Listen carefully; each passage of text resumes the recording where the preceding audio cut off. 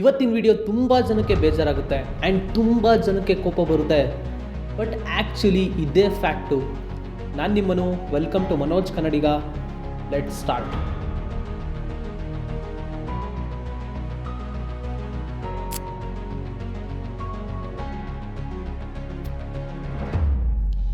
Government jobs ಬಗ್ಗೆ ಮಾತಾಡ್ತಿದ್ದೀನಿ.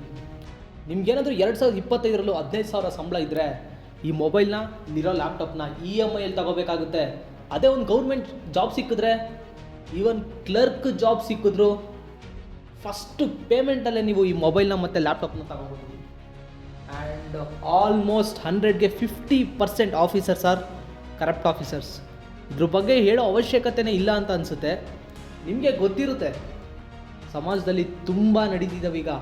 ಅರೆ ನೆನ್ನೆ ಮೊನ್ನೆ ರಾಜಕೀಯಕ್ಕೆ ಬಂದಿರ್ತಾನೆ, ಬರೀ 5 ಲಕ್ಷ 10 ಲಕ್ಷ ಆಸ್ತಿ ಇಟ್ಕೊಂಡು ಬಂದಿರೋನು ವಿತಿನ್ 1 ಇಯರ್ 2 ಇಯರಲ್ಲಿ ಕೋಟಿಗಟ್ಟಲೆ ಆಸ್ತಿ ಆಗುತ್ತೆ. ನಿಮ್ಮ ಏರಿಯಾದಲ್ಲೇ ಸುತ್ತಮುತ್ತ ಸುಮಾರು ಜನ ಇರ್ತಾರೆ. ಇದ್ರ ಬಗ್ಗೆ ಮಾತಾಡೋದು ಬೇಡ ಅಂತ ಅನಿಸುತ್ತೆ. ಇರಲಿ, ಪರವಾಗಿಲ್ಲ, ನೆಕ್ಸ್ಟ್ ಯಾವಾಗಾದ್ರೂ ವಿಡಿಯೋ ಮಾಡೋಣ. ಸೊ ಟಾಪಿಕ್ ಬಗ್ಗೆ ಎಕ್ಸ್ಪ್ಲೇನ್ ಮಾಡ್ತೀನಿ.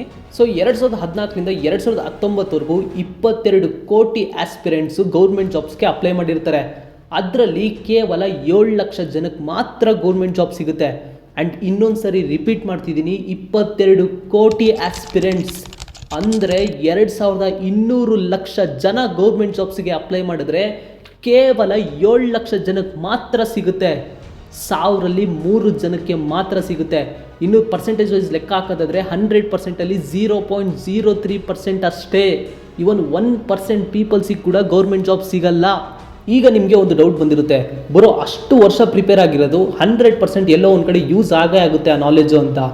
ಈಗ ನಾನೇನು ಹೇಳ್ತೀನಿ ಅಂತ ಹೇಳಿದ್ರೆ, ಗೌರ್ಮೆಂಟ್ ಜಾಬ್ ಸಿಕ್ಕಿಲ್ಲ ಅಂತ ಹೇಳಿದ್ರೆ ಆ ವ್ಯಕ್ತಿ ಪ್ರೈವೇಟ್ ಜಾಬ್ಸಿಗೆ ಟ್ರೈ ಮಾಡಲೇಬೇಕು.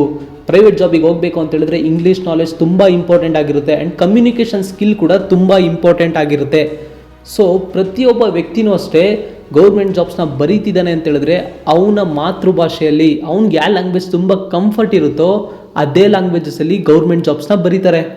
ಈವನ್ ವಿಲೇಜ್ ಅಕೌಂಟೆಂಟಿಂದ ಹಿಡಿದು IPS ಆಫೀಸರ್ವರೆಗೂ ಇಂಟರ್ವ್ಯೂಸು ಇಂಗ್ಲೀಷಲ್ಲೇ ನಡೆಯುತ್ತೆ. ಈವನ್ ಗೌರ್ಮೆಂಟ್ ಜಾಬ್ಸಲ್ಲೂ ಅಷ್ಟೇ. ಈ 4 to 5 ಇಯರ್ಸಲ್ಲಿ ಆತ ಕಂಪ್ಲೀಟಾಗಿ ಮಾತೃಭಾಷೆಯಲ್ಲಿ ಎಕ್ಸಾಮ್ಸ್ ಬರೆದಾಗ ಆ ಎಕ್ಸಾಮ್ಸ್ಗೆ ಓದಿರೋದು ಕೂಡ ಮಾತೃಭಾಷೆಯಲ್ಲೇ ಓದಿರ್ತಾನೆ. ಇಂಗ್ಲೀಷ್ ನಾಲೆಜು ತುಂಬ ಕಮ್ಮಿ ಇರುತ್ತೆ. ಆ್ಯಂಡ್ ಇಲ್ಲಿ ನಾನು ಯಾರಿಗೂ ಬೇಜಾರು ಮಾಡೋಕ್ಕೆ ಹೇಳ್ತಿಲ್ಲ, ಅವ್ರಿಗೆ ಇಂಗ್ಲೀಷ್ ಬರಲ್ಲ, ಕಮ್ಯುನಿಕೇಷನ್ ತುಂಬ ಕಮ್ಮಿ ಇರುತ್ತೆ ಅಂತ. ಬಟ್ ಮಾರ್ಕೆಟಲ್ಲಿ ಏನು ನಡೀತಿದೆಯೋ ಅದೇ ಹೇಳ್ತಿದ್ದೀನಿ. ಈಗ 5 ಇಯರ್ಸ್ ಆತ ಗೌರ್ಮೆಂಟ್ ಜಾಬ್ಸ್ಗೆ ಅಂತ ಟ್ರೈ ಮಾಡಿರ್ತಾನೆ, ಸಿಕ್ಕಿರಲ್ಲ. ಈಗ ಪ್ರೈವೇಟ್ ಜಾಬ್ಸ್ಗೆ ಅಂತ ಬರ್ತಾನೆ ಆ್ಯಂಡ್ ಪ್ರೈವೇಟ್ ಜಾಬು ಸಿಕ್ಕಿಲ್ಲ ಅಂತ ಹೇಳಿದ್ರೆ ಮತ್ತೆ ಆತ ಇಂಗ್ಲೀಷ್ ಕಲಿತು ಪ್ರೈವೇಟ್ ಜಾಬ್ಗೆ ಹೋಗೋಕ್ಕೆ ಇನ್ನೊಂದು 5 ಇಯರ್ಸ್ ಬೇಕು. ಸೊ ಆಲ್ಮೋಸ್ಟಾಗಿ 10 ಇಯರ್ಸ್ ಕಂಪ್ಲೀಟಾಗಿ ವೇಸ್ಟ್ ಆಗಿರುತ್ತೆ. ಆ್ಯಂಡ್ ಅಟ್ ಲಾಸ್ಟಾಗಿ ನಮ್ಮ ಇಂಡಿಯಾದಲ್ಲಿ ಅನ್ಎಂಪ್ಲಾಯ್ಮೆಂಟ್ ರೇಟ್ ಕೂಡ ತುಂಬ ಜಾಸ್ತಿ ಇದೆ. ಇವರು ಪೇರೆಂಟ್ಸ್ಗೂ ಏನೋ ಒಂಥರ ಹುಚ್ಚು, ನಮ್ಮ ಮಕ್ಕಳು ಹೇಗಾದರೂ ಮಾಡಿ ಗೌರ್ಮೆಂಟ್ ಜಾಬ್ನ ತಗೊಳ್ಳೇಬೇಕು ಅಂತೇಳಿ ಸಾಲಗಳನ್ನ ಮಾರಿ ಇರೋ ಆಸ್ತಿ ಅಂತಸ್ತೆಲ್ಲ ಮಾರಿ ತಗೊಬಂದು ದುಡ್ಡಿಕ್ತಾರೆ. ಮಕ್ಕಳು ಓದ್ತಾರೆ, ಆದರೆ ಸಿಗಲ್ಲ. ರಿಸಲ್ಟ್ ಬರೋಕ್ಕೆ 1 ವರ್ಷ 2 ವರ್ಷ ಟೈಮ್ ತಗೊಳ್ಳುತ್ತೆ. ಅರೆ 1 ವರ್ಷ ಟೈಮ್ ತಗೊಂತು ಅಂತ ಹೇಳಿದ್ರು ಬೆಂಗಳೂರಲ್ಲಿ, ವಿಜಯನಗರಲ್ಲಿ ಎಷ್ಟೊಂದು ಜನ ಸ್ಟೂಡೆಂಟ್ಸು ಪೊಲೀಸ್ಗೆ ಅಂತಲೇ ಪ್ರಿಪೇರ್ ಆಗ್ತಿರ್ತಾರೆ. PG ಫೀಸ್ ಬಂದ್ಬಿಟ್ಟು 5,000 6,000 ಇರುತ್ತೆ. ಸರಿ, 5,000 ಅಂತಲೇ ಲೆಕ್ಕ ಹಾಕೋಣ, ವರ್ಷಕ್ಕೆ 60,000 ಅದೇ ಆಯ್ತಲ್ಲ. ಇನ್ನು ಊಟಕ್ಕೆ 60,000 ಅಂತ ಹೇಳಿದ್ರೆ 1,20,000 ವೇಸ್ಟು. ಆ್ಯಂಡ್ ನೀವು ಇನ್ನೊಂದು ಅಬ್ಸರ್ವ್ ಮಾಡಿದ್ದೀರಾ, ಒಂದು ಗೌರ್ಮೆಂಟ್ ಜಾಬ್ನ ಅಪ್ಲೈ ಮಾಡಬೇಕು ಅಂತ ಹೇಳಿದ್ರೆ ಅಪ್ಲಿಕೇಶನ್ ಫೀಸ್ ಇರುತ್ತೆ. ನಾವು ಬುಕ್ಕಲ್ಲೆಲ್ಲ ಓದಿದ್ದೀವಿ, ಜಾತಿ ಭೇದ ಭಾವ ಮಾಡಬಾರ್ದು ಅಂಥದ್ದನ್ನೆಲ್ಲ ನಮ್ಮ ಟೀಚರ್ಸು ಕಲಿಸ್ಕೊಟ್ಟಿದ್ದಾರೆ. ಅರೆ ಒಂದು ಅಪ್ಲಿಕೇಶನ್ ಫೀಸ್ ಹಾಕಿದ್ರೆ OBCಗೆ 500, ಜನರಲ್ಗೆ 700, SC STಗೆ 300. ಸೊ ಈ ಥರ ನೀವು ಅಬ್ಸರ್ವ್ ಮಾಡಿರ್ತೀರಾ. ಜಾತಿ ಭೇದ ಭಾವ ಬೇಡ ಮಾಡಬೇಡ್ರಿ ಅಂತ ಹೇಳ್ತೀರಾ, ಎದ್ದು ಕಾಣ್ತಿರುತ್ತೆ ಅಪ್ಲಿಕೇಶನ್ ಫೀಸಲ್ಲಿ. ಎಷ್ಟೊಂದು ಜನ ಅಪ್ಲಿಕೇಶನ್ ಫೀಸ್ ಕಟ್ಟಕ್ಕಾಗ್ದಲೇ ಗೌರ್ಮೆಂಟ್ ಜಾಬ್ಸ್ಗೆ ಅಪ್ಲೈ ಮಾಡದೇ ಇಲ್ದಿರೋರು ಇದ್ದಾರೆ.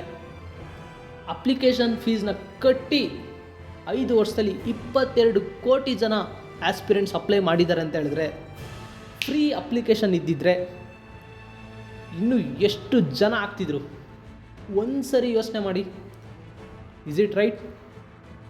100% ಕರೆಕ್ಟ್ ಗೈಸ್. ನನ್ನ ಒಂದು ಚಿಕ್ಕ ಸಜೆಷನ್ ಏನು ಅಂತ ಹೇಳಿದ್ರೆ, ನೀವೇನಾದರೂ ಗೌರ್ಮೆಂಟ್ ಜಾಬ್ನ ಪಡ್ಕೊಳ್ಳೇಬೇಕು ಅಂತ ಹೇಳಿದ್ರೆ ಒಂದು ಚಿಕ್ಕ ವಯಸ್ಸಿಂದನೇ ಪ್ರಿಪೇರ್ ಆಗೋಕ್ಕೆ ಸ್ಟಾರ್ಟ್ ಮಾಡಿ. ಆ್ಯಂಡ್ ವರ್ಷಾನುಗಟ್ಲೆ ಅದಕ್ಕೆ ಅಂತಲೇ ಟೈಮ್ ಇಕ್ಕಿ ಲಾಸ್ಟಲ್ಲಿ ಸಿಕ್ಕಿಲ್ಲ ಅಂತ ಡಿಸಪಾಯಿಂಟ್ ಆಗೋದು ಬೇಡ. ಸೊ ವಿಡಿಯೋ ಇಷ್ಟ ಆಗಿದರೆ ಲೈಕ್, ಶೇರ್, ಸಬ್ಸ್ಕ್ರೈಬ್ ಮಾಡಿ ಆ್ಯಂಡ್ ಕಮೆಂಟ್ ಮಾಡಿ ವಿಡಿಯೋ ಹೇಗಿದೆ ಅಂತ. ಸೊ ಟೇಕ್ ಕೇರ್, ಬಾಯ್.